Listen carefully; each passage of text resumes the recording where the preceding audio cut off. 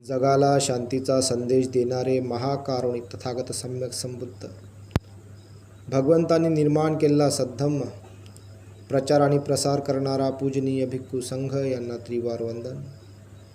प्रियदर्शी राजा सम्राट Ashok, Vishwabhushan doctor Babasaheb Ambedkar यांना अभिवादन.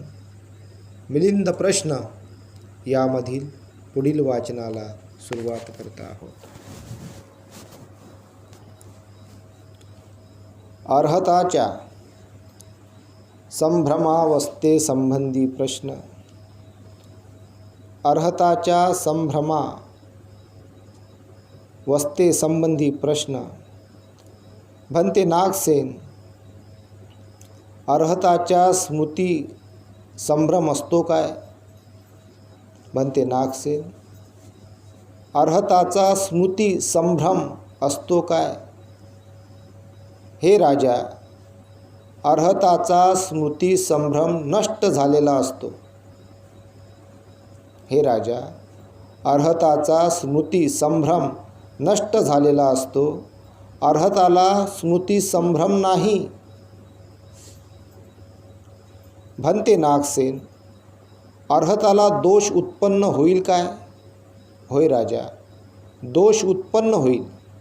कशा प्रकारे? हे राजा, कुटी बनविण्यात, सतचरित्रात, अवेळी काळ जाणण्यात, समाधानामध्ये असमाधान जाणण्यात, अविशेषामध्ये विशेष जाणण्यात दोष उत्पन्न होईल. भंते नागसेन, आपण म्हणत असता की जे दोष उत्पन्न होतात ते दोन कारणामुळे उत्पन्न होतात.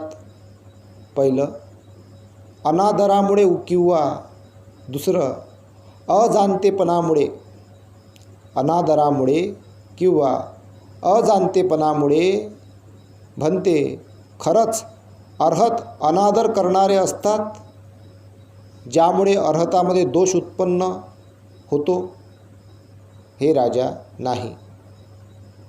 जर भंते नागसेन, अर्हताला दोष उत्पन्न होतो आणि अर्हतामध्ये अनादर नसतो, त्या कारणामुळे अर्हताला स्मृती संभ्रम आहे असे समजावे. तसेच हे राजा, अर्हताला स्मृती संभ्रम नाही आणि अर्हताला दोष उत्पन्न होतो. त्यामुळेच हे भंते, मला समजावून सांगावे की त्याचे कारण काय आहे? त्याचे कारण काय आहे? हे राजा, दोन प्रकारचे दोष आहेत. पहिलं लोकांना ताज्य व दुसरं नियमांना ताज्य. नियमांना ताज्य कोणते आहेत? या जगामध्ये जे श्रमण, अयोग्य, अनुगमन न करणारे, गृहस्थांना जवळचे त्या श्रावकांना भगवान बुद्धांनी शिक्षापद सांगितलेले आहेत. जीवनपर्यंत त्यांचे उल्लंघन करू नये. हे राजा, अवेळी भोजन लोकांना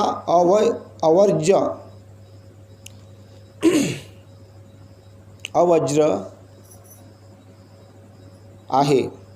अवेळी भोजन लोकांना अवर्ज्य आहे, परंतु ते जिनशासनामध्ये ताज्य मानलेले आहे. हे राजा, वनस्पतींना नुकसान करणे लोकांना अताज्य आहे, परंतु ते जिनशासनामध्ये ताज्य आहे. हे राजा, पाण्यामध्ये खोड्या करणे लोकांना अताज्य आहे, परंतु ते जिनशासनामध्ये ताज्य आहे. अशा तऱ्हेने हे राजा, जिनशासनामध्ये जे ताज्य आहे त्याला नियमांना ताज्य असे म्हटले जाते.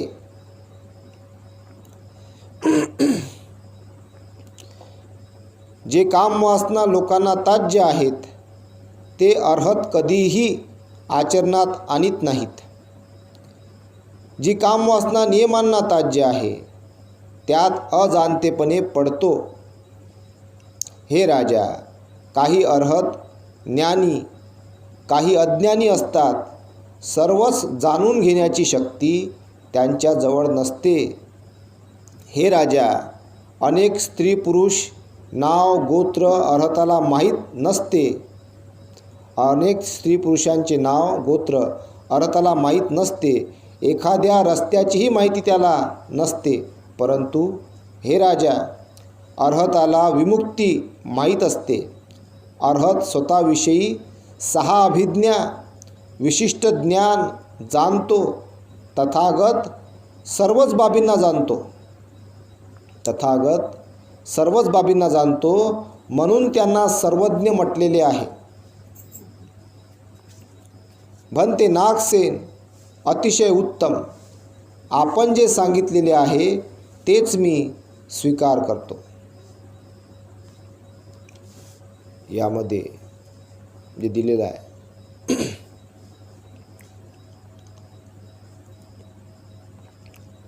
का लोकांना ताज्य, नियमांना ताज्य, तर जे याच्यामध्ये म्हटलं गेलेलं आहे का वा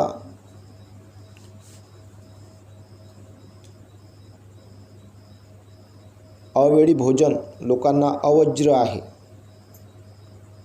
पहा, कोणी जर अवेळी जेवण केलं तर तुम्हाला वाटते ना हे आहे बा गडबड. पण जिन शासनामध्ये ताज्य मानलेले आहे. काहून? जर बिमार असेल तर काही जण त्याचा विचार नाही करत का बिमार असेल का बा किंवा लागत असेल, गोळ्या घ्या लागते कोणाकोणाला, तर त्यांना त्याची गरज असते अवेळी जेवणाची. किंवा मग एखाद्याला किंवा दुपारी थोडंसं काहीतरी नाश्ता घेऊन गोळ्या घ्यायच्या, तर त्यांना ते ताज्य आहे. तर अशा प्रकारे जिन शासनामध्ये त्याला ताज्य म्हटलं गेलं आहे. जिन शासन धम्माचं शासन, गरज असेल तर. काही ठिकाणी मग वनस्पतींना नुकसान करणे लोकांना अताज्य आहे. लोकांना वाटतं बा झाडाचं वनस्पती तोडलं, बा झाड तोडलं, हे घेतलं ते घेतलं, अशा प्रकारे. पण परंतु ते जिन शासनामध्ये ताज्य आहे, कारण वनस्पतीपाशी औषध असते. त्यावेळेस ते औषधीसाठी वनस्पती वापरत होते. तर अशा प्रकारे ते आहे. तर हे आपण समजून घेतलं पाहिजे. आपण विनाकारण काही जण माहीत नसताना आपण त्याच्यामध्ये काड्या करत असतो. एखादी समजून घ्या कोणीतरी असते का बा एखादं काही वस्तू घेते किंवा फूल घेते एखाद्या झाडाचं, तर गरज असते काही जणाची, किंवा एखाद्या झाडाचा काही पालाच घेते, त्याला काही असेल तर ते आपण चौकशी केली पाहिजे पहिले. त्यानंतर पाण्यामध्ये खोड्या करणे लोकांना अताज्य आहे. पाण्यामध्ये आता पाण्यामध्ये समजून घ्या खोड्या केल्या. आता तलाव आहे, एखादा नदी आहे, तर पाण्यामध्ये खोड्या केल्या, काहीतरी असं पाणी उडवणं वगैरे, तर लोकांना मग थोडंसं हसी मजाक तिथं हे केलं तर तसं लोकांना अताज्य वाटते. पण जिन शासनामध्ये जर ते पुरे भिक्षूच आहे समजून घ्या, नदीमध्ये उतरले, आंघोळ करून राहिले, तर जिन शासनामध्ये ताज्य आहे. त्याला नियमांना ताज्य असे म्हटले जाते. कारण ते एक मानसिक आरोग्याशी निगडीत आहे. काही गोष्टी ताज्य आहेत, काही गोष्टी, पण ते आपण आपल्याला अज्ञान असल्यामुळे आपण त्याला प्रत्येक गोष्टीला निगेटिव्हच पाहतो. आता एखाद्या शेवटी तो जरी बिचारा तो श्रमण भिक्षू असेल किंवा भिक्षू असेल, शेवटी काशा वस्त्रामध्ये असलेला व्यक्ती शेवटी माणूसच आहे ना. त्यालाही कधी कधी वाटते का पाण्यामध्ये बा उतरा. आता एखादी नदी वाहत असेल, मग पाण्यामध्ये उतरतात, मग ते आंघोळ वगैरे करतात, त्यावेळेस असं राहत होतं. आताही कुठं जर एकांत असेल तर ते समुद्राच्या किनारी वगैरे त्या समुद्राच्या पाण्याचा आनंद घेतात. तर ते जिन शासनामध्ये त्या गोष्टी ताज्य आहे, कारण त्यांना मानसिक आरोग्य चांगलं राहते. तर ह्या गोष्टी आपण समजून घेतल्या पाहिजे. ह्या बाबी थोड्या असतात. तर ह्या जर आपण नाही समजून घेतल्या तर मग त्याच्यामुळं का आपलंही आरोग्य बिघडते आणि सामनेवाल्याचंही आरोग्य बिघडते. काही जण ठिकाणी पाहतो आपण, दोघंही चिडचिड, नवरा बायको दोघे जर चिडचिड असाल, हाही चिडचिड तोही चिडचिड, दोघंही चिडचिड. काय शांती राहणार आहे? मॅटोसॉचे लक्षण आहे मग तर. एकही नाही प्रसन्न, आई चिडचिड आणि तोही चिडचिड, दोघंही चिडचिडपणा. चिडचिडमध्ये जिंदगी कटून जाते, मग मानसिक आरोग्य बिघडून जाते, कलहच कलह. तर प्रसन्न कसं राहायचं याची पण भगवंतांनी कला सांगितलेली आहे आणि ते कला आपण अवगत केली पाहिजे. बारीक बारीक गोष्टी असतात, छोट्या छोट्या गोष्टींना आनंद मिळते. आता मी पाहतो बऱ्याच ठिकाणी फिरतो मी, श्रीमंत लोक, बम पैसा, बिमारच बिमार. प्रत्येक घरी पाहतो, कोणी बेडवर पडलं, कोणी ते लागलेलं काठी. मी कम्पेअर करतो मग गरीबासोबत. गरीब बरी आहे, याचं आरोग्य तरी चांगलं आहे. तर हे का बा असं? ज्या शरीराच्या ज्या गरजा असतात त्या पूर्णच केल्या नाही म्हणून बिमार पडले. भगवंतांनीच सांगितलेलं आहे 2500 वर्ष अगोदर. त्यानंतर सगळ्या गोष्टी तयार आहेत. शरीराला जर जेवल्यानंतर गरज पाहिजे फिरण्याची तर फिरलं पाहिजे, बसून राहिल्याने बिमाऱ्या होते. तर काही गोष्टी मग भगवंतांनी सांगितलं का पैसा आहे तर मग दान केलं पाहिजे. दान केल्यानं दान पारमिता पूर्ण होते, नाही केली तर दान दोष लागते, रोग उत्पन्न होते. तर कुठल्या ना कुठल्या बाबतीमध्ये चुकल्यामुळं आणि मग लवकर रोग उत्पन्न झाले. काही जणांनी पाहिलं बापा पॅरालिसिस मारला, एकाने दोघायली, नवरा आणि बायको दोघायले बिचारायले. तर ह्या सगळ्या बाबी समजून घ्यायला पाहिजे धम्मामध्ये. धम्म त्याचसाठी आहे. भगवंतांनी ह्या धम्म त्यासाठी निर्माण केलेला आहे का माणसाचं शारीरिक आणि मानसिक आरोग्य चांगलं राहिलं पाहिजे, आणि त्यासाठी हा धम्म निर्माण केलेला आहे. असं नाही की मी सांगतो म्हणून मला लागू नाही, मला लागू आहे. मी झालं समजा एखादा लकवा वगैरे मारला किंवा काही झालं तर कुठं ना कुठं चुकलो मी, काहीतरी झालं तर ते दोष मला लागला ना, झालं ते मला पण लागू आहे. असं नाही का मी बोलतो मला लागू नाही, सगळ्याला लागू आहे. जे वास्तविक प्रॅक्टिकल आहेत ते सगळ्याला लागू आहे. तर म्हणून ह्या बाबी समजून घेतल्या पाहिजे. दान आहे तर दान करण्यासाठी असते, पैसा आहे तर दान करण्यासाठी असते, आरोग्य आहे, शरीर आहे तर श्रम करण्यासाठी असते. ते सगळं बॅलन्स असलं पाहिजे. ह्यात मोठे मोठे विहार, त्या विहारात कोणीच नाही, किती येतात 2-4 जण येतात गेले. तर त्या विहाराची किंमत असली पाहिजे. तर म्हणून या ज्या बाबी आहेत का अर्हतालावा काही गोष्टी अरंत ज्ञानी, काही ज्ञानी असतात, काही अज्ञानी असतात. आता काही गेलं वाटतं बघ हे काय, आज समजा एखादा अनपढच आहे, काहीच वाचणं लिहिणं नाही आहे, काही वाचताच नाही येत. जर तो एखाद्या गाथेवरच अरंत झाला असेल तरी तो मुक्त झाला ना दुःखातून, त्याला नाही आहे बाकीचं, पण तो मुक्त झाला ना दुःखातून. तो जेवढाही मग डिग्रीधारी जरी असतील त्याच्यापेक्षा तो मोठा झाला, दुःखातून मुक्त झाला ना तो, अरंत झाला. तर ह्या बाबी आपण समजून घेतल्या पाहिजे. म्हणून म्हटले गेलं आहे का अर्हत काही गोष्टी त्यांना माहीत असतात, काही नसतात, पण परिपूर्ण मग ते सम्यक संबुद्ध असतात, त्यांना सर्वच माहीत राहते. मग ते लय मोठी अवस्था आहे. अर्हत अवस्थाच लय मोठी आहे, तिथपर्यंत पोचणंच फार कठीण आहे. आणि सम्यक संबुद्ध होणं ते त्यापेक्षाही भयंकर आहे. ते तर सामान्य माणसाला तिथपर्यंत जाणे अशक्य आहे. तर म्हणून ह्या गोष्टी आपण समजून घेतल्या पाहिजे. त्यानंतर आहे जग अस्तित्वात नसण्यासंबंधी प्रश्न. भंते नागसेन, या जगामध्ये बुद्ध दिसतात, प्रत्येक बुद्ध दिसून येतात, तथागतांचे श्रावक दिसून येतात, चक्रवर्ती राजा दिसून येतात, राजे दिसून येतात, लोक दिसून येतात, धनवान दिसून येतात, गरीब दिसून येतात, सुगती प्राप्त दिसून येतात, दुर्गती प्राप्त दिसून येतात, स्त्रीलिंगधारी पुरुष आढळून येतात व पुरुषलिंगधारी स्त्रिया आढळून येतात, सत्कृत्य व दुष्कृत्य करणारे लोक आढळून येतात. चांगल्या व पापी कर्माचे परिणाम भोगणारे लोक आढळून येतात.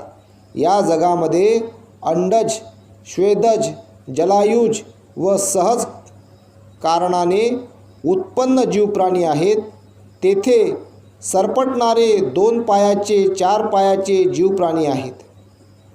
या जगामध्ये यक्ष, राक्षस, कुंभड, असुर, दानव, गंधर्व, प्रेत, भूत आहेत. त्याचप्रमाणे किन्नर, महोरग, नाग, सुपर्ण, सिद्ध, विद्याधर आहेत. तसेच येथे हत्ती, घोडे, गाई, म्हशी, उंट, गाढव, बकरी, येडका, मृग, सुअर, सिंह, वाघ, चिता, अस्वल, लांडगा, भालू, कुत्रा, गिधाड आहेत. येथे अनेक प्रकारचे पक्षी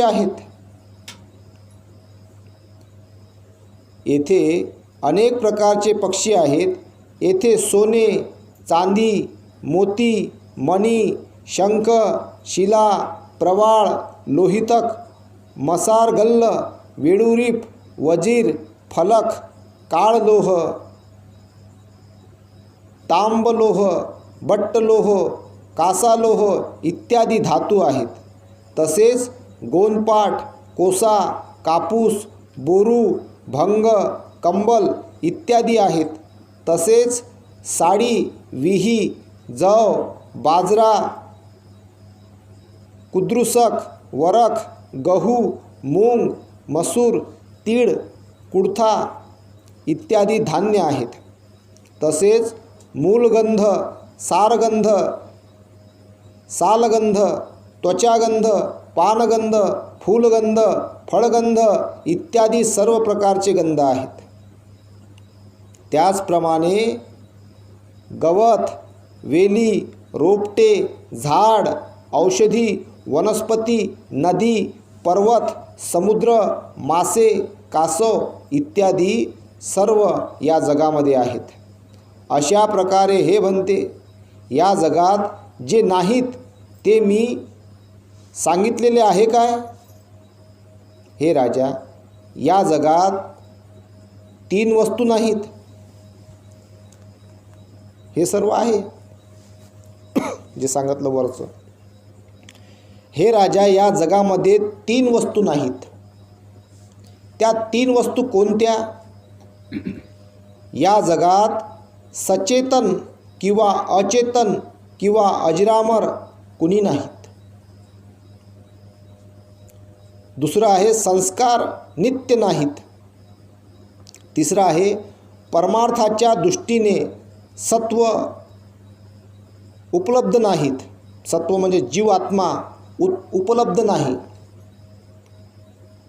अशा तऱ्हेने राजा, या जगात ह्या 3 वस्तू अस्तित्वात नाहीत. म्हणते नागसेन, अतिशय उत्तम. आपण सांगितल्याप्रमाणे स्वीकार करतो. आता यामध्ये जे म्हटलं गेलेलं आहे का, ज्या 3 वस्तू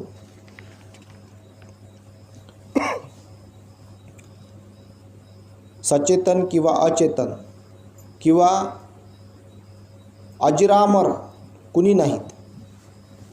आहे का कोणी अमर? का मरणारच नाही बापा आता? कोणीच नाही. प्रत्येक जण जाणार आहे. कोणीच ह्या 3 वस्तू नाहीत म्हणते. हे पहिली वस्तू, कोणीच अमर नाही. प्रत्येक वस्तू नष्ट होणारी आहे.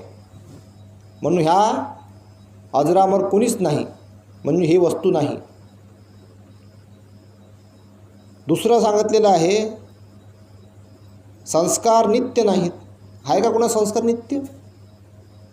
आता समजा एखाद्याला संस्कारित केलं, लय चांगलं केलं संस्कारित, झाला मोठा, झाला बेवडा, काय करसा झाला गंजेट्टी बेवडा एखादा लेकरू समजा लहानपणी लय चांगलं झालं, मोठं झालं गेला ना तो संस्कारित हे झाला. याला काय गॅरंटी आता मायाबाप काय म्हणते बापा चांगलेच संस्कार दिले, असा कसा बिघडला, असं कसं झालं बापा. म्हणून म्हटलं गेलेलं आहे संस्कार नित्य नाहीत. तिसऱ्या नंबरचा आहे परमार्थाच्या दृष्टीने सत्व जीव आत्मा उपलब्ध नाही. जीव आत्मा नाही स्पष्ट सांगितलेलं आहे. आता संस्कार नित्य नाही म्हणजे चांगला वाईट चांगला वाईट चांगला वाईट क्षणक्षण बदलत राहते. ते कुशल कर्माचा जर बल असन तरच तो तिथपर्यंत योग्य पर्यंत पोचते. तर त्या प्रकार म्हणून म्हटलं गेलं संस्कार नित्य नाहीत. ते ह्या 3 वस्तू नाहीत. यानंतर अकर्मज इत्यादी संबंधी प्रश्न. भंते नागसेन, या जगामध्ये काही कर्मामुळे उत्पन्न दिसतात. भंते नागसेन, या जगामध्ये काही कर्मामुळे उत्पन्न दिसतात, हेतूमुळे उत्पन्न दिसतात, ऋतूमुळे उत्पन्न दिसतात. या जगामध्ये जे अकर्मज अहेतुज व अऋतुज त्या संबंधी आपण मला सांगू शकाल काय. हे राजा, या जगामध्ये अकर्मज अहेतुज व अऋतुज असे 2 आहेत. कोणते 2? हे राजा, आकाश हे अकर्मज अहेतुज व अऋतुज आहे. त्याचप्रमाणे निर्वाणसुद्धा अकर्मज अहेतुज व अऋतुज आहे. अशा प्रकारे हे राजा, या 2 वस्तू अकर्मज अहेतुज व अऋतुज आहे. म्हणते नागसेन, बुद्धाच्या वचनांचे मूल्य कमी करू नका. न जाणता प्रश्नाचे उत्तर देऊ नका. हे राजा, मी असे काय म्हटलेले आहे की ज्यामुळे तुम्ही मला असे म्हटलेले आहे की हे भंते नागसेन, तुम्ही बुद्ध वचनाचे मूल्य कमी करू नका. भंते नागसेन, आपण आताच म्हटलेले आहे की आकाश अकर्मज अहेतुज व अऋतुज आहे. परंतु हे भंते नागसेन, भगवान बुद्धाने शेकडो कारणे देऊन श्रावकांना निर्वाणाच्या साक्षात्काराचा मार्ग सांगितलेला आहे. सांगितलेला असतानाही आपण असे म्हटलेले आहे की निर्वाण अहेतुज आहे. हे राजा, हे सत्य आहे की भगवान बुद्धाने शेकडो कारणे देऊन श्रावकांना निर्वाणाच्या साक्षात्काराचा मार्ग सांगितलेला आहे. परंतु त्यांनी निर्वाणाच्या उत्पत्तीचे हेतू सांगितलेले नाहीत. म्हणते नागसेन, येथे मी अंधकारातून भयंकर अंधकारात प्रवेश करीत आहे. वनातून भयंकर वनात जात आहे. काळोखातून भयंकर काळोखात जात आहे. जेथे निर्वाणाला प्राप्त करण्याकरिता हेतू आहे, परंतु त्याच्या धर्माच्या उत्पत्तीला हेतू नाही. भंते नागसेन, निर्वाणाच्या साक्षात्काराकरता हेतू आहे, तर निर्वाणाच्या उत्पत्तीकरता सुद्धा हेतू असलेच पाहिजे. परंतु भंते नागसेन, ज्याप्रमाणे तुमचा वडील आहे त्या कारणांनी वडिलांचा वडील असलाच पाहिजे. ज्याप्रमाणे विद्यार्थ्यांचा आचार्य आहे त्याच कारणांनी आचार्याचा आचार्य असलाच पाहिजे. ज्याप्रमाणे द्राक्षांना बीज आहे त्याच कारणांनी बीजाचे बीज असलेच पाहिजे. अशाच प्रकारे म्हणते नागसेन, जर निर्वाणाच्या प्राप्तीकरता हेतू आहे, त्याच कारणांनी निर्वाणाच्या उत्पत्तीचे हेतू असलेच पाहिजे.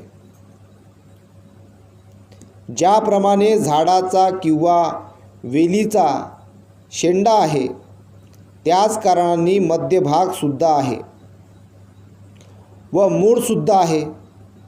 अशाच प्रकारे म्हणते नागसेन, जर निर्वाणाच्या प्राप्तीकरता हेतू आहे, त्याच कारणांनी निर्वाणाच्या उत्पत्तीचे हेतू असलेच पाहिजे. हे राजा, निर्वाण उत्पन्न केले जात नाही, म्हणून निर्वाणाच्या उत्पत्तीचे हेतू सांगितलेले नाही. ठीक आहे म्हणते नागसेन, तुम्ही कारण दाखवून मला कारण समजावून सांगावे, म्हणजे मी समजून घेईल. निर्वाणाचा साक्षात्कार करण्याचा हेतू आहे, निर्वाणाच्या उत्पत्तीचा हेतू नाही. हे राजा, जेव्हा आपण सावधपणे कान देऊन ऐका, चांगल्या प्रकारे ऐका, मी त्याच्या कारणांना सांगत आहे.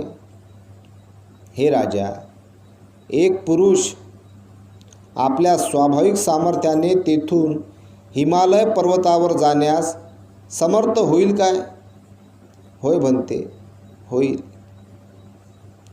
परंतु हे राजा, तो पुरुष आपल्या स्वाभाविक सामर्थ्याने हिमालय पर्वताला येथे आणण्यास समर्थ होईल काय? अशाच प्रकारे हे राजा, निर्वाणाचा साक्षात्कार करण्याचा मार्ग सांगण्यात येतो, परंतु निर्वाणाच्या उत्पत्तीचे हेतू दाखवून देणे कुणालाच शक्य नाही.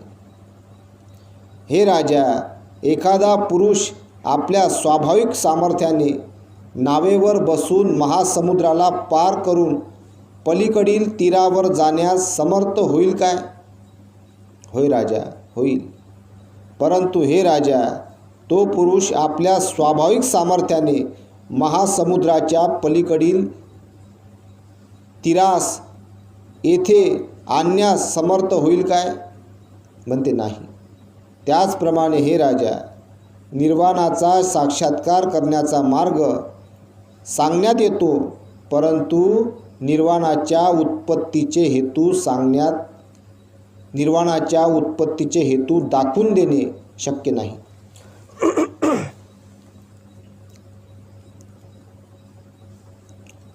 कशामुळे? कारण धर्माच्या असंस्कृतपणामुळे, धर्माच्या निर्वाण असंस्कृतपणामुळे.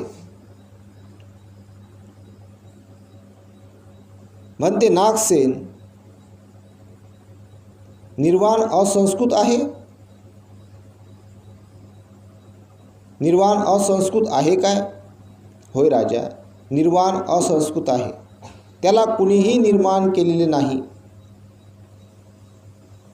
हे राजा, निर्वाण उत्पन्न होण्याचा किंवा उत्पन्न न होण्याचा प्रश्नच उपस्थित होत नाही, किंवा उत्पन्न करता येते किंवा नाही हाही प्रश्न उपस्थित होत नाही, किंवा निर्वाण वर्तमान भूतकाळ भविष्यकाळाच्या पलीकडे आहे, किंवा डोळ्यांनी पाहता येईल, किंवा नाकांनी वास घेता येईल, किंवा कानांनी ऐकता येईल, किंवा जिभेने चाखता येईल, किंवा शरीराने स्पर्श करता येईल, असा प्रश्नच उपस्थित होत नाही.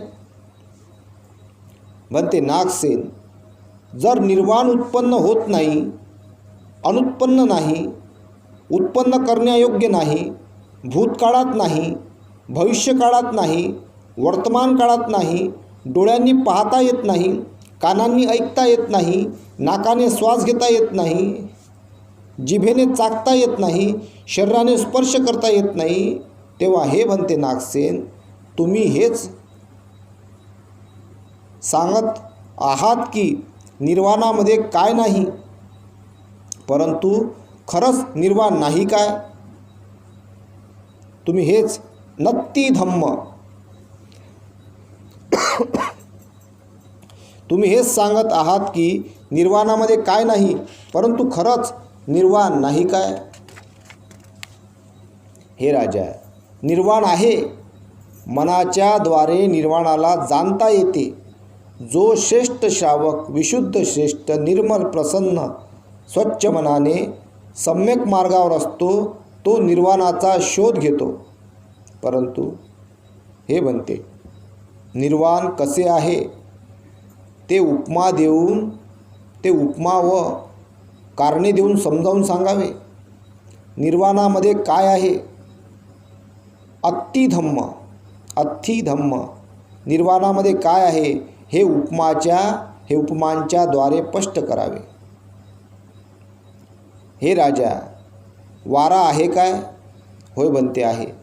ठीक आहे.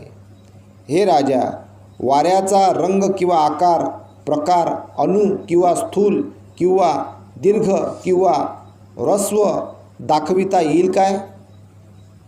बनते नागसेन, शक्य नाही.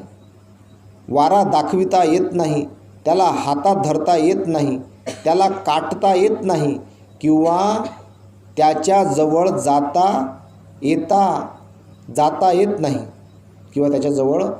येत नाही, तरीही तो वारा आहे.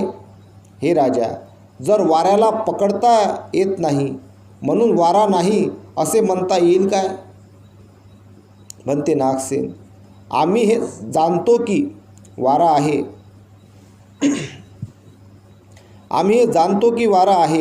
तो माझ्या हृदयामध्ये सामावलेला आहे. जरी तो मला पकडता येत नाही तरीही अशा प्रकारे हे राजा निर्वाण आहे. जरी निर्वाण पकडता येणे शक्य नाही, रंग व आकार प्रकार सांगता येत नाही, तरीही म्हणते नागसेन, अतिशय उत्तम. उपमाद्वारे दाखवून दिलेले आहे, कारण स्पष्ट करून सांगितलेले आहे. आपण सांगितल्याप्रमाणेच मी स्वीकार करतो. आता याच्यामध्ये निर्वाण आहे, जरी पकडता येणे शक्य नाही, रंग व आकार प्रकार सांगता येत नाही, तरीही म्हणजे निर्वाण आहे. आता बघा, आता आपल्याला वाटते का निर्वाण काय बा? निर्वाण काय? जसं हवा आहे. हवा आपल्याला दिसत नाही, पण हवा आहे. हव्याचा स्पर्श आपल्याला होतो. तर एक निर्वाणकानी हे एक मनाची एक ती अवस्था आहे. निर्वाण हा फार मोठी हे आहे ते, का ते प्रत्येकाला प्राप्त होऊ शकते जर धम्माच्या मार्गाने प्रयत्न केला तर. प्रत्येकाला प्राप्त होते. कारण निर्वाणाला काही संस्कृत नाही करता येत, ते असंस्कृत आहे. त्याला म्हणजे ते आपल्या धम्माच्या दिशेनं वाटचाल केल्यानं निर्वाण अवस्था प्राप्त होते. पण निर्वाणाची जाणीव होते आपल्याला, म्हणजे त्याच्यामध्ये दुःखही नसते, सुखही नसते, मध्यम मार्गातली अवस्था आहे. ते फार मोठी अवस्था आहे. म्हणजे असं समजून घ्या का सर्व फेडलं जीवनातलं, काहीच वाटत नाही. म्हणजे कितीही संपत्ती असेल, संपत्तीने तुम्ही चिपकून राहायचं नाही. त्यागी अवस्था असते ते निर्वाणाची अवस्था. पण निर्वाण अवस्था प्राप्त केलेला व्यक्ती मग तो राहू शकत नाही गृहस्थी जीवनात. त्याला ती अवस्था सोडा लागते. मग त्याला ते सगळं अनित्य आहे, सगळं नष्ट होणार आहे. निर्वाण अवस्था प्रत्येकाला ते प्राप्त होत, त्याला फार धम्माचं बल लागते. त्याला आपण फक्त अभ्यास करून, अभ्यासाच्या दृष्टिकोनातून जाणू शकतो का हे निर्वाण अवस्था काहीतरी असते बा. धम्माच्या मार्गाने जर प्रयत्न केला, त्याचा साक्षात्कार करण्याचा मार्ग सांगण्यात येतो. म्हणजे त्याची अनुभूती होऊ शकते आपल्याला का निर्वाण अवस्था ही अशी सुख असते पाहिजे. पण ते दिसत नाही. निर्वाण अवस्था ही दुःखाच्या मुक्तीची अवस्था आहे.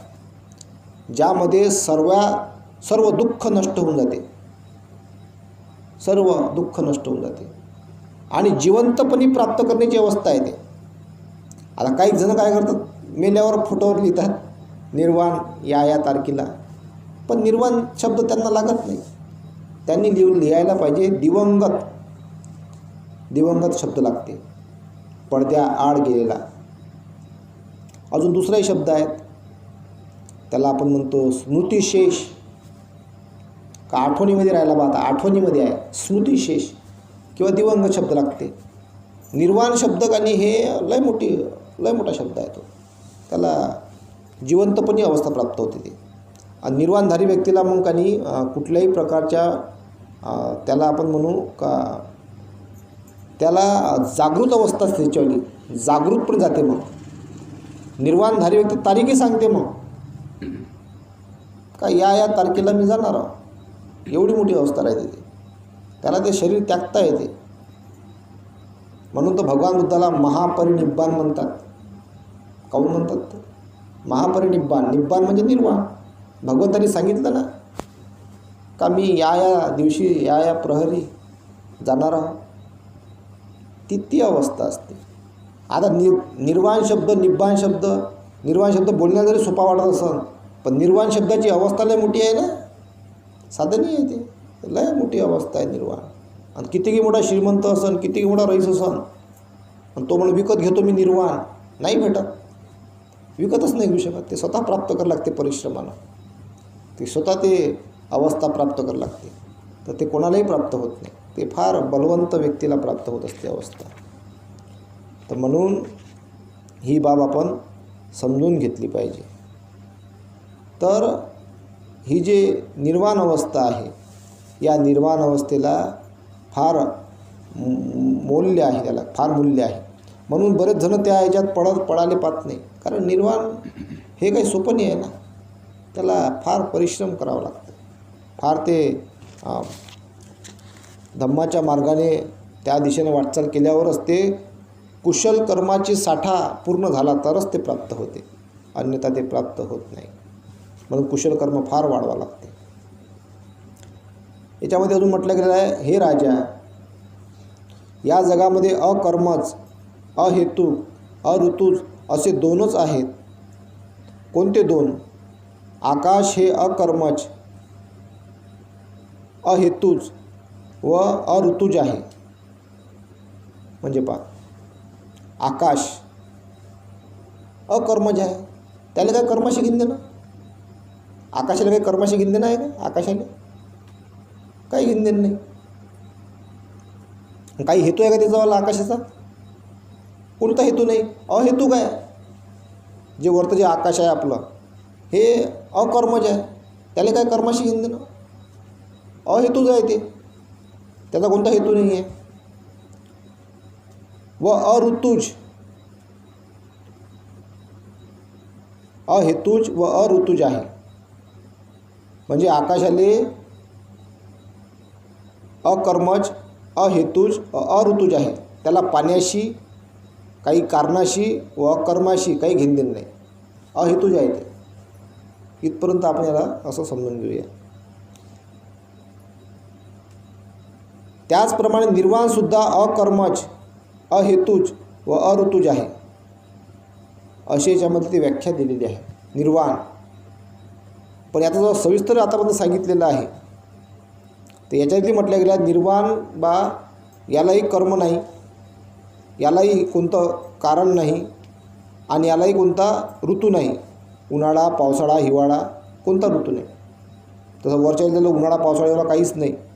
तर यालाही कोणता, हे कोणत्याही अवस्थेमध्ये कुठल्याही वेळेस निर्वाण अवस्था प्राप्त होऊ शकते, जर त्यांचं कुशल कर्म त्या लेवलचं असेल तर. माझ्या अभ्यासाला सांगू राहिलो, हे इथं लिहिलेलं आहे.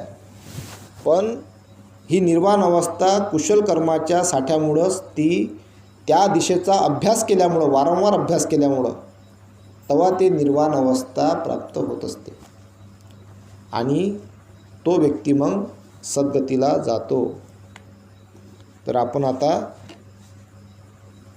सर्वांनी धम्माच्या दिशेने वाटचाल करावी आणि सर्वांशी मैत्री उत्पन्न करावी. इथेच थांबतो.